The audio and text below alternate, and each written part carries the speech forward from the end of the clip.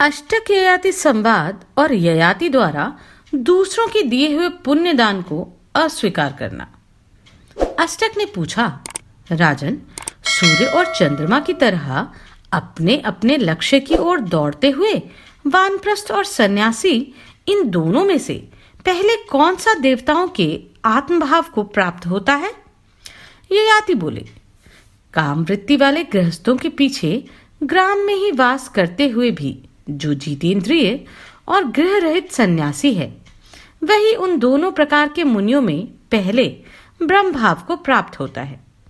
जो वानप्रस्थ बड़ी आयु पाकर भी विषयों के प्राप्त होने पर उनसे विकृत हो उन्हीं में विचरने लगता है, उसे यदि विषयोपभोग के अनंतर पश्चाताप होता है तो उसे मोक्ष के लिए पुनः तप का अनुष्ठान करना चाहिए। किंतु जो वानप्रस्थ मनुष्य पाप कर्मों से नित्य भय करता और सदा अपने धर्म का आचरण करता है, वह अत्यंत सुखपूर्व मोक्ष को अनायास ही प्राप्त कर लेता है। राजन, जो पाप बुद्धि वाला मनुष्य अधर्म का आचरण करता है, उसका वह आचरण निशंस और असत्य कहा गया है, एवं उस अजितेंद्रिय का धन भी वैसा ही पापमय और असत्य है। परंतु वानप्रस्थ मुनि का जो धर्म पालन है, वही सरलता है, वही समाधि है और वही श्रेष्ठ आचरण भी है। अष्टक ने पूछा, राजन, आपको यहाँ किसने बुलाया, किसने भेजा? आप अवस्था में तरुण, फूलों की माला से सुशोभित, दर्शनीय तथा उत्तम तेज से उद्भासित जान पड़ते हैं।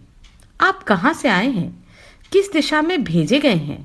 अथवा क्या आपके लिए इस पृथ्वी पर कोई उत्तम स्थान है? ययाति ने कहा, मैं अपने पुण्य का क्षय होने से भौम नरक में प्रवेश करने के लिए आकाश से गिर रहा हूं। ब्रह्मा जी के जो लोकपाल हैं, वे मुझे गिरने के लिए जल्दी मचा रहे हैं। अतः आप लोगों से पूछकर विदा लेकर इस पृथ्वी पर गिरूंगा। नरेंद्र, मैं जब इस पृथ्वी तल पर गिरने वाला था, उस समय मैंने इंद्र से यह वर मांगा था कि मैं साधु पुरुषों के समीप गिरूं। वह वर मुझे मिला, जिसके कारण आप सब सद्गुणी संतों का संग प्राप्त हुआ। अष्टक बोले, महाराज, मेरा विश्वास है कि आप पारलौकिक धर्म के ज्ञाता हैं। मैं आपसे एक बात पूछता हूँ, क्या अंतरिक्ष या स्वर्ग में मुझे प्राप्त होने वाले पुण्यलोक भी हैं? यदि हो तो उनके प्रभाव से आप नीचे ना गिरें, आपका पतन ना हो। ययाति ने कहा, नरेंद्र सिंह, इस पृथ्वी पर जंगली और पर्वतीय पशुओं के साथ जितने गाय, घोड़े आदि पशु रहते हैं, स्वर्ग में तुम्हारे लिए उतने ही लोग विद्यमान हैं। तुम इसे निश्चय जानो। अष्टक बोले, राजेंद्र, स्वर्ग में मेरे लिए जो लोग विद्यमान हैं, वे सब आपको देता हूं, परंतु आपका पतन ना हो। अंतरिक्ष या द्युलोक में मेरे लिए जो स्थान है, उनमें आप शीघ्र ही मोह रहित होकर चले जाएं। ययाति ने कहा, निपश्रेष्ठ, ब्रह्मवेता ब्राह्मण ही प्रतिग्रह लेता है, मेरे जैसा क्षत्रिय कदापि नहीं। नरेंद्र, जैसे दान करना चाहिए उस विधि से पहले मैंने ही सदा उत्तम ब्राह्मणों को बहुत दान दिए हैं। जो ब्राह्मण नहीं है, उसे दीन याचक बनकर कभी जीवन नहीं बिताना चाहिए। याचना तो विद्या से दिग्विजय करने वाला विद्वान ब्राह्मण की पत्नी है, अर्थात ब्रह्मवेता ब्राह्मण को ही याचना करने का अधिकार है। मुझे उत्तम सत्कर्म करने की इच्छा है, अतः ऐसा कोई कार्य कैसे कर सकता हूं जो पहले कभी नहीं किया हो। प्रतर्दन बोले, वांछनीय रूप वाले श्रेष्ठ पुरुष मैं प्रतर्दन हूं और आपसे पूछता हूं, यदि अंतरिक्ष अथवा स्वर्ग में मेरे भी लोक हों तो बताइए, मैं आपको पारलौकिक धर्म का ज्ञाता मानता हूं। ययाति ने कहा, नरेंद्र, आपके तो बहुत लोक हैं। यदि एक एक लोक में 7-7 दिन रहा जाए तो भी उनका अंत नहीं है। वे सब के सब अमृत के झरने बहाते हैं एवं घृत अर्थात तेज से युक्त हैं। उनमें शोक का सर्वथा अभाव है। वे सभी लोग आपकी प्रतीक्षा कर रहे हैं। प्रतर्दन बोले, महाराज, वे सभी लोक में आपको देता हूं, आप नीचे ना गिरें। जो मेरे लोक हैं वे सब आपके हो जाएं, वे अंतरिक्ष में हो या स्वर्ग में, आप शीघ्र मोहरहित होकर उनमें चले जाइए। ययाति ने कहा, राजन, कोई भी राजा समान तेजस्वी होकर दूसरे से पुण्य तथा योगक्षेम की इच्छा न करे। विद्वान राजा द्वेवश भारी आपत्ति में पड़ जाने पर भी कोई पापमय कार्य ना करे। धर्म पर दृष्टि रखने वाले राजा को उचित है कि वह प्रयत्नपूर्वक धर्म और यश के मार्ग पर ही चले। जिसकी बुद्धि धैर्य में लगी हो, उस मेरे जैसे मनुष्य को जानबूझकर ऐसा दीनतापूर्ण कार्य नहीं करना चाहिए जिसके लिए आप मुझसे कह रहे हैं। जो शुभ कर्म करने की इच्छा रखता है वह ऐसा काम नहीं कर सकता जैसे अन्य राजाओं ने नहीं किया हो। जो धर्म और अधर्म का भलीभांति निश्चय करके कर्तव्य और अकर्तव्य के विषय में सावधान होकर विचरता है, वही राजा बुद्धिमान, सत्य प्रतिज्ञ और मनस्वी है। वह अपनी महिमा से लोकपाल होता है। जब धर्म कार्य में संशय हो अथवा जहां न्यायतः काम और अर्थ दोनों आकर प्राप्त हो, वहां पहले धर्म कार्य का ही संपादन करना चाहिए, अर्थ और काम का नहीं। यही धर्म है। इस प्रकार की बातें कहने वाले राजा ययाति से नृपश्रेष्ठ वसुमान ने कहा, नरेंद्र, मैं उष्तश्व का पुत्र वसुमान हूं और आपसे पूछ रहा हूं, यदि स्वर्ग या अंतरिक्ष में मेरे लिए भी कोई विख्यात लोक हो तो बताइए। महात्मन मैं आपको पारलौकिक धर्म का ज्ञाता मानता हूं। ययाति ने कहा, राजन, पृथ्वी, आकाश और दिशाओं के जितने प्रदेश को सूर्यदेव अपनी किरणों से तपाते और प्रकाशित करते हैं, उतने लोग तुम्हारे लिए स्वर्ग में स्थित हैं। वे अंतवान ना होकर चिरस्थायी हैं और आपकी प्रतीक्षा करते हैं। वसुमान बोले, राजन, वे सभी लोग मैं आपके लिए देता हूं, आप नीचे ना गिरें। मेरे लिए जितने पुण्य लोक हैं वे सब आपके हो जाएं। धीमान, यदि आपको प्रतिग्रह लेने में दोष दिखाई देता है तो एक मुट्ठा तिनका मुझे मूल्य के रूप में देकर मेरे इन सभी लोगों को खरीद लें। ययाति ने कहा, मैंने इस प्रकार कभी झूठ मूठ की खरीद बिक्री नहीं की है अथवा छलपूर्वक व्यर्थ कोई वस्तु ली हो, इसका मुझे स्मरण नहीं है। मैं कालचक्र से शंकित रहता हूं, जिसे पूर्ववर्ती अन्य महापुरुषों ने नहीं किया वह कार्य मैं भी नहीं कर सकता, क्योंकि मैं सत्कर्म करना चाहता हूं। वसुदेव बोले, राजन, यदि आप खरीदना नहीं चाहते तो मेरे द्वारा स्वतः अर्पण किए हुए पुण्य लोकों को ग्रहण कीजिए। नरेंद्र, निश्चय जानिए, मैं उन लोकों में नहीं जाऊंगा, वे सब आपके ही अधिकार में रहेंगे। शिबी ने कहा, तात, मैं उशिनर का पुत्र शिबी आपसे पूछता हूं, यदि अंतरिक्ष या स्वर्ग में मेरे भी पुण्य लोक हों तो बताइए, क्योंकि मैं आपको उक्त धर्म का ज्ञाता जानता हूं। ययाति बोले, नरेंद्र, जो जो साधु पुरुष तुमसे कुछ मांगने के लिए आए, उनका तुमने वाणी से कौन कहे मन से भी अपमान नहीं किया। इस कारण स्वर्ग में तुम्हारे लिए अनंत लोक विद्यमान हैं, जो विद्युत के समान तेजोमय, भांति भांति के सुमधुर शब्दों से युक्त तथा महान हैं। शिबी ने कहा, महाराज, यदि आप खरीदना नहीं चाहते तो मेरे द्वारा स्वयं अर्पण किए हुए पुण्य लोकों को ग्रहण कीजिए। उन सब को देकर निश्चय ही मैं इस लोक में नहीं जाऊंगा। वे लोग ऐसे हैं जहां जाकर धीर पुरुष कभी शोक नहीं करते। ययाति बोले, नरदेव शिबी, जिस प्रकार तुम इंद्र के समान प्रभावशाली हो, उसी प्रकार तुम्हारे वे लोक भी अनंत हैं। तथापि दूसरे के दिए हुए लोक में मैं विहार नहीं कर सकता, इसलिए तुम्हारे दिए हुए का अभिनंदन नहीं करता हूं। अष्टक ने कहा, राजन, यदि आप हम में से एक एक के दिए हुए लोकों को प्रसन्नता पूर्वक ग्रहण नहीं करते तो हम सब लोग अपने पुण्य लोग आपकी सेवा में समर्पित करके नरक में जाने को तैयार हैं।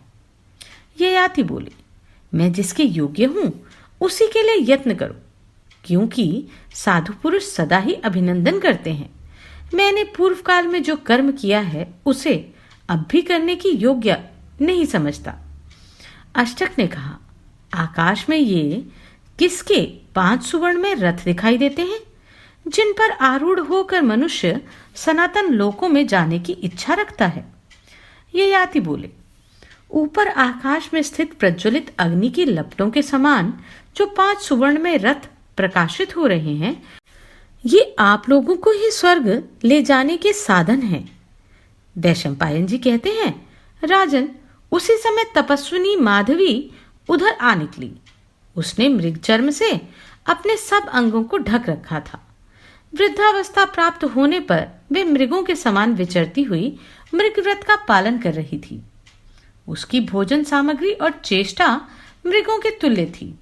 वह मृगों के झुंड के साथ यज्ञ मंडप में प्रवेश करके अत्यंत विस्मित हुई और यज्ञ धूम की सुगंध लेती हुई मृगों के साथ वहां विचरने लगी। यज्ञशाला में घूम घूम कर अपने अपराजित पुत्रों को देखती हुई यज्ञ की महिमा का अनुभव करती हुई माधवी बहुत प्रसन्न हुई। उसने देखा स्वर्गवासी नहुष नंदन महाराज ययाति आए हैं, परंतु पृथ्वी का स्पर्श नहीं कर रहे हैं, आकाश में ही स्थित हैं। अपने पिता को पहचान कर माधवी ने उन्हें प्रणाम किया। तब वसुमना ने अपनी तपस्विनी माता से प्रश्न करते हुए कहा, माँ, तुम श्रेष्ठ वर्ण की देवी हो, तुमने इन महापुरुष को प्रणाम किया है। ये कौन है? कोई देवता है या राजा? यदि जानती हो तो मुझे बताओ। माधवी ने कहा, पुत्रों, तुम सब लोग एक साथ सुन लो। ये मेरे पिता नहुष नंदन महाराज ययाति हैं। मेरे पुत्रों के सुविख्यात मातामह अर्थात नाना ये ही हैं। इन्होंने मेरे भाई पुरु को राज्य पर अभिषिक्त करके स्वर्गलोक की यात्रा की थी, परंतु ना जाने किस कारण से ये महायशस्वी महाराज पुनः यहाँ आए हैं। वैशंपायन जी कहते हैं, राजन, माता की यह बात सुनकर वसुमना ने कहा, माँ, ये अपने स्थान से भ्रष्ट हो गए हैं। पुत्र का यह वचन सुनकर माधवी भ्रांतचित हो उठी और दोहित्रों से घिरे हुए अपने पिता से इस प्रकार बोली, पिताजी, मैंने तपस्या द्वारा जिन लोकों पर अधिकार प्राप्त किया है उन्हें आप ग्रहण करें। पुत्रों और पौत्रों की भांति पुत्री और दोहित्रों का धर्माचरण से प्राप्त किया हुआ धन भी अपने ही लिए है। यह वेदवेता ऋषि कहते हैं, अतः आप हम लोगों के दान एवं तपस्या जनित पुण्य से स्वर्गलोक में जाइए। ययाति बोले, यदि यह धर्मजनित फल है तब तो इसको शुभ परिणाम अवश्य भावी होना ही चाहिए। आज मुझे मेरी पुत्री तथा महात्मा दोहित्रों ने तारा है, इसलिए आज से पितृकर्म में दोहित्र परम पवित्र समझा जाएगा। इसमें संशय नहीं है कि यह पितरों का हर्ष बढ़ाने वाला होगा। श्राद्ध में 3 वस्तुएं पवित्र मानी जाएंगी, दोहित्र, कुतुब और तिल। साथ ही इसमें 3 गुण भी प्रशंसित होंगे, पवित्रता, अक्रोध और अत्वेग अर्थात उतावलेपन का अभाव। तथा श्राद्ध में भोजन करने वाले, परोसने वाले और वैदिक या पौराणिक मंत्रों का पाठ सुनाने वाले, ये 3 प्रकार के मनुष्य भी पवित्र माने जाएंगे। दिन के 8वें भाग में जब सूर्य का ताप घटने लगता है, उस समय का नाम कुतुब है। उसमें पितरों के लिए दिया हुआ दान अक्षय होता है। तिल पिशाचों से श्राद्ध की रक्षा करते हैं, कुश राक्षसों से बचाते हैं, क्षत्रिय ब्राह्मण पंक्ति की रक्षा करते हैं, और यदि यतिगण श्राद्ध में भोजन कर ले तो वह अक्षय हो जाता है। उत्तम व्रत का आचरण करने वाले पवित्र क्षत्रिय ब्राह्मण श्राद्ध का उत्तम पात्र हैं, वह जब प्राप्त हो जाए वही श्राद्ध का उत्तम काल समझना चाहिए। उसको दिया हुआ दान उत्तम काल का दान है, इसके सिवा और कोई उपयुक्त काल नहीं है। वैशंपायन जी कहते हैं, राजन, बुद्धिमान ययाति उपर्युक्त बात कहकर पुनः अपने दोहित्रों से बोले, तुम सब लोग अमृत स्नान कर चुके हो। अब महत्वपूर्ण कार्य की सिद्धि के लिए शीघ्र तैयार हो जाओ। अष्टक बोले, राजन, इन रथों में बैठिए और आकाश में ऊपर की ओर बढ़िए। जब समय होगा तब हम भी आपका अनुसरण करेंगे। ययाति बोले, हम सब लोगों ने साथ साथ स्वर्ग पर विजय पाई है, इसलिए इस समय सबको वहां चलना चाहिए। देवलोक का वह राजहीन सात्विक मार्ग हमें स्पष्ट दिखाई दे रहा है। वैशंपायन जी कहते हैं, राजन, तदनंतर वे सभी नृपश्रेष्ठ उन दिव्य रथों पर आरूढ़ हो धर्म के बल से स्वर्ग में पहुंचने के लिए चल दिए। उस समय पृथ्वी और आकाश में उनकी प्रभा व्याप्त हो रही थी। अष्टक, शिबी, काशीराज प्रतदन तथा इक्ष्वाकु वंशी वसुमना, ये चारों साधु नरेश ये ज्ञात स्थान करके एक साथ स्वर्ग में गए। अष्टक बोले, राजन, महात्मा इंद्र मेरे बड़े मित्र हैं, अतः मैं तो समझता था कि अकेला मैं ही सबसे पहले उनके पास पहुंचूंगा, परंतु ये उशीनर पुत्र शिबी अकेले संपूर्ण वेग से हम सबके वाहनों को लांघ कर आगे बढ़ गए हैं। ऐसा कैसे हुआ? ययाति ने कहा, राजन, उशीनर के पुत्र शिबी ने ब्रह्मलोक के मार्ग की प्राप्ति के लिए अपना सर्वस्व दान कर दिया था, इसलिए ये तुम सब लोगों में श्रेष्ठ हैं। नरेश्वर, दान, तपस्या, सत्य, धर्म, ह्रीं, श्री, क्षमा, सौम्य भाव और व्रत पालन की अभिलाषा, राजा शिबी में ये सभी गुण अनुपम हैं तथा बुद्धि में भी उनकी समता करने वाला कोई नहीं है। राजा शिबी ऐसे सदाचार संपन्न और लज्जाशील हैं कि इनमें अभिमान की मात्रा छू भी नहीं गई है, इसलिए शिबी हम सबसे आगे बढ़ गए हैं।